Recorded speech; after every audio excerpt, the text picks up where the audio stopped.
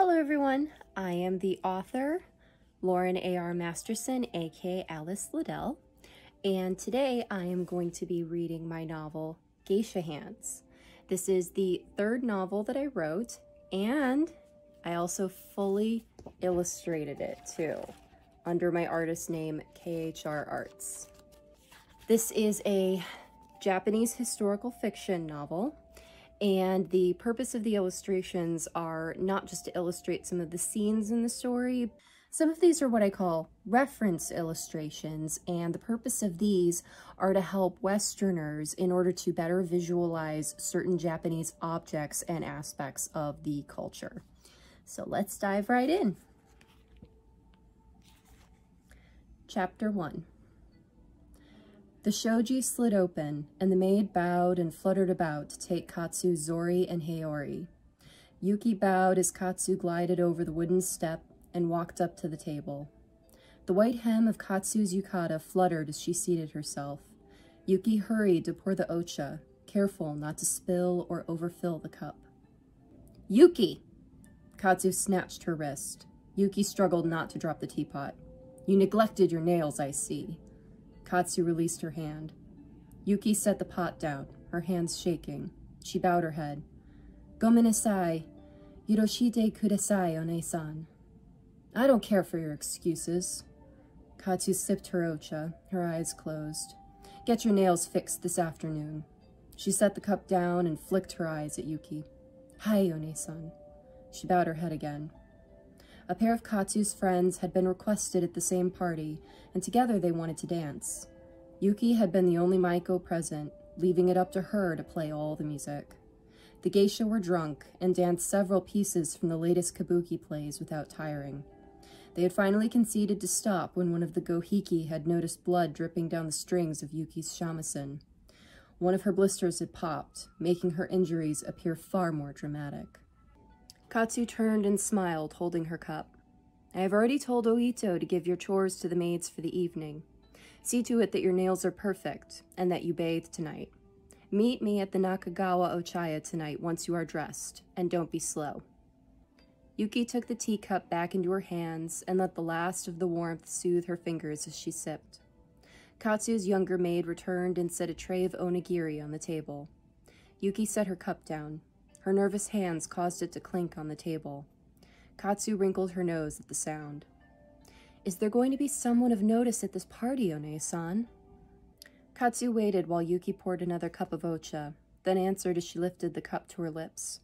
"There is to be an important man there tonight. His name is Minoru-san of the Fujimoto family." The maid gathered the discarded bandages and hurried away to dispose of them. Yukie plucked one of the onigiri and took a bite. It was pickled plum. She relished the acidic, sour sweetness. The nori wrapper melted on her tongue. "I thought Juro-san was your danna, one-san." "Juro-san will always be my danna." She smiled as she said it.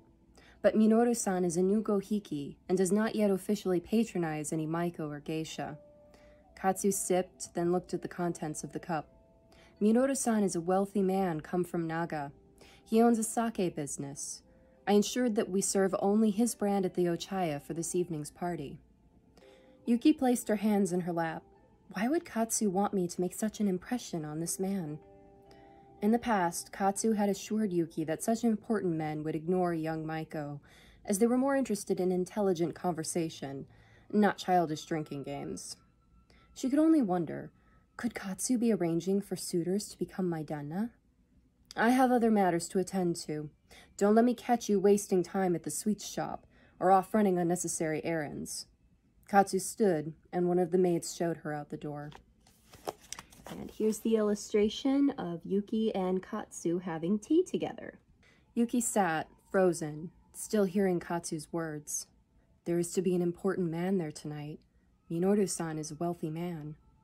There seemed to be no other explanation for Katsu pushing Yukie to make such a strong impression on a gohiki. "Aren't you coming?" Yukie jerked her head up. Seeing her one-san roll her eyes, she jumped to her feet, making Katsu more annoyed with her lack of grace. Yukie followed Katsu out into the street and to the little shop above the onsen, where Katsu's manicurist worked.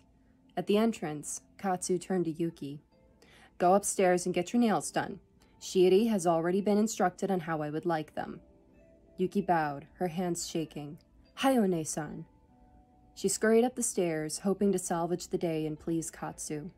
Shiori was an old woman, nearly blind, but somehow able to paint beautiful designs on even the tiniest nails for the Miyako Odori performances, or if a geisha had the coin. Yukie sat down and allowed the apprentice to scrub her hands and knead pearl cream into her cuticles. The cream felt good on her sore fingers. Her hands had been damaged to begin with, and Sensei had smacked her hands several times that morning. They were learning a new song, and Yukie was having trouble combining the sliding with plucking. Her nails had chipped while practicing in class. Yet another mistake. On her own, Yukie could not afford such a fine manicurist, especially as often as Katsu sent her. But the Sawari Okiya covered her expenses. Okasan had balked at the cost, but Katsu had smoothed things over with tea and sweet words. Katsu's success came from her close relationship to her Okasan, as well as her friendship with the Okiya Atatori, Momoko.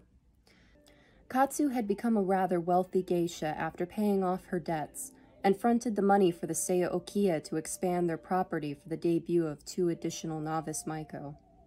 In exchange, the Seiya Okasan had a small addition built so that Katsu could have her own rooms. Katsu employed her own maids, but her tiny household often relied on the larger Okiya for supplies and extra servants. Katsu was allowed to use the main Okiya kimono collection, in addition to her own tiny wardrobe.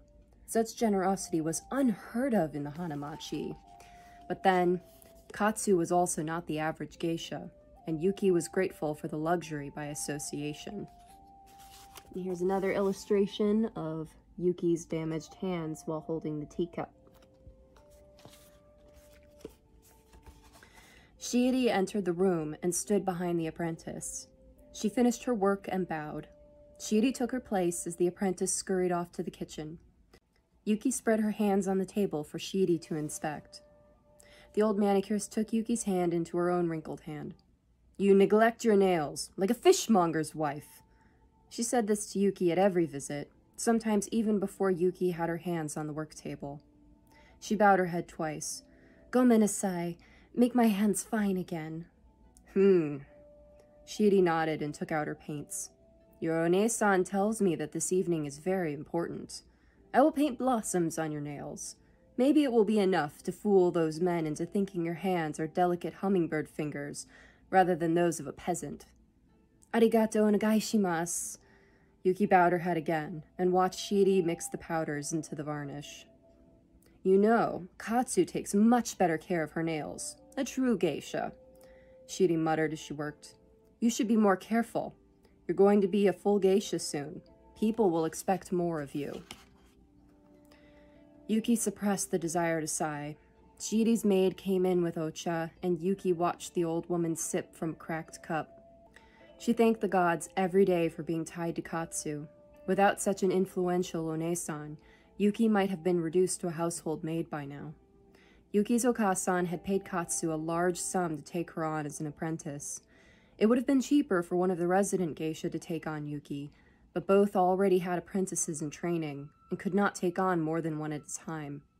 Okasan had seen it as an opportunity to unite the Seiya Okiya with the Sawari Okiya.